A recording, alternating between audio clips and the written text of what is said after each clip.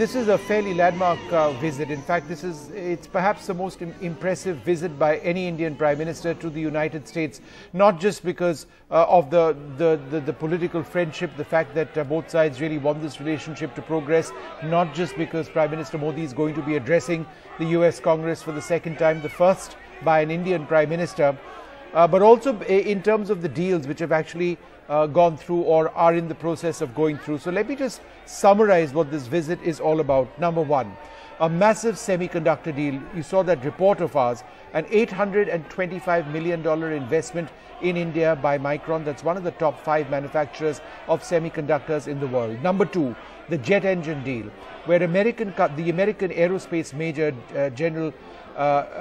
GE Aerospace, General Electric Aerospace, is going to be opening shop in India in a deal with Hindustan Aeronautics to manufacture the GE 414 engine for use with the Tejas Mark II fighter and possibly India's future stealth fighter, the AMCA, as well.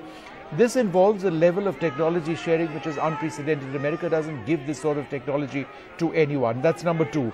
Number three, as you mentioned, an Indian astronaut in the International Space Station, and India signing on most likely to the Artemis agreements. What is the Artemis agreement? Well, it is a convention which is established by NASA, which seeks to ensure that space and outer space is used for peaceful purposes, that there is a robust international cooperation to ensure a robust international presence on the surface of the moon. Artemis aims to send the first woman to the surface of the moon and also the first person of color to the surface of the moon. But it seemed to be a really big international effort involving international cooperation. India is likely to be a key part of that. Whether we'll have an Indian astronaut in space or not, we don't know, but there will be most likely next year an Indian astronaut in the International Space Station. Number four, new consulates in each other's country. So for all of these years, the United States never had a consulate in Bengaluru. Think about it. The cooperation in terms of just pure business between the United States and India, specific to Bengaluru and high-tech, meant that those in the high-tech industry in Bengaluru, among others, would need to travel to Chennai very often to get their visas.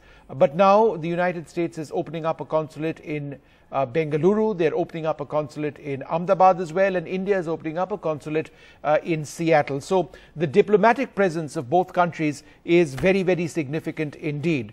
And then number five, H-1B renewal. Now, so many Indian techies and others who work in the United States work on H-1B visas. It's one of the most sought visas anywhere in the world by any community for entry into any other country. But when the H-1B visa needed to be renewed, people needed to come back to India to renew it. It's a long-drawn process. It was very, very inconvenient, and many would suggest that it didn't really make very much sense. If you're living in the US, you believe you have the right to remain in the US, then you should get that renewal process done in the US itself. That will now take place.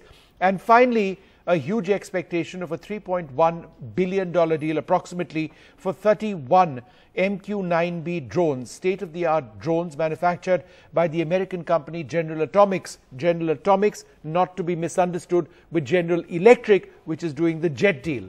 But once these drones do come in, it's the most advanced drone of its class in the world, then you would have fairly unprecedented reconnaissance capability over the Indian Ocean and over the land frontier with Pakistan and certainly with China as well. So that's the substantive part, Gargi, of this particular visit. But as you've seen, the atmospherics are absolutely great. But this is very much what we see with Prime Minister Modi anywhere in the world. I mean, he's not just a Prime Minister. In a sense, he commands international respect, almost like a rock star. I mean, there are people lined up over there on the lawns of the White House waiting to catch a glimpse of the Prime Minister. When exactly is he going to be there? 7:30 p.m. is when he arrives at the White House for the arrival ceremony.